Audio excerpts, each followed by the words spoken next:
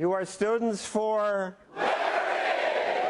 That was at a gathering of a group of mostly college students that calls itself Students for Liberty. They're very clear about not calling themselves Democrats or Republicans. And that big group did not exist just a few years ago. It was started by Alexander McCoben. He's joined here by two students who run Liberty chapters at their colleges. Barbara Sustaya and Matthew LaCourte. So why'd you create this? So I realized I was a libertarian from a very young age, John. My father gave me a copy of Atlas Shrugged for my birthday in 9th grade. And I spent as much time as I could throughout high school reading as much as I could on libertarianism and objectivism. So you were weird in high school. Yeah, and when I got to college, I realized I was still weird. I didn't meet a single other person who thought the same way as me for the first 2 years, and nearly became a socialist just because it would be easier. But instead of what college were you in? The University of Pennsylvania. I decided to create a student organization, the Penn Libertarians, just to see if there were others out there. And within a year, we had over 200 members on our listserv. Students, even professors, came out of the woodwork, and I realized there had always been libertarians on my campus. We just had no way of identifying one another until there was a student group that could bring us together.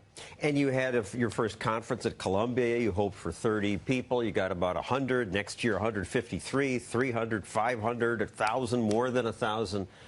Growing very fast. I mean, compare it to the National Convention of the Young Democrats and the College Republicans. You get more students now. I truly think this is the libertarian generation.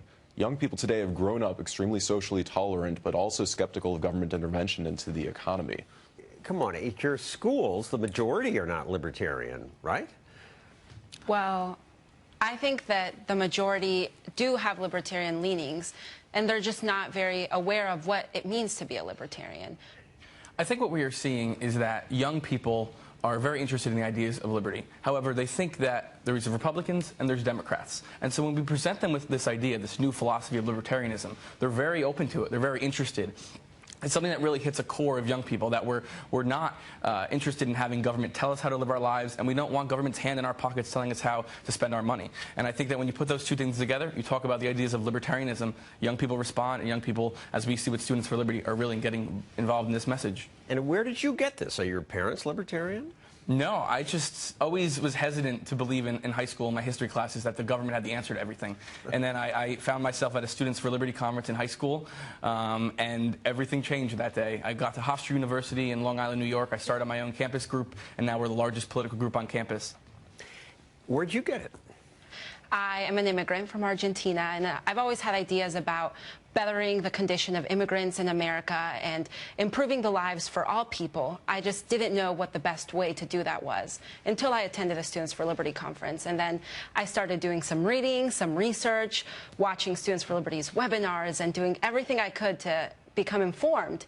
And then I came to the realization that there is no better way to achieve the ends of prosperity for all people than libertarianism. Which country has worse, more oppressive government, Argentina or the United States? Argentina.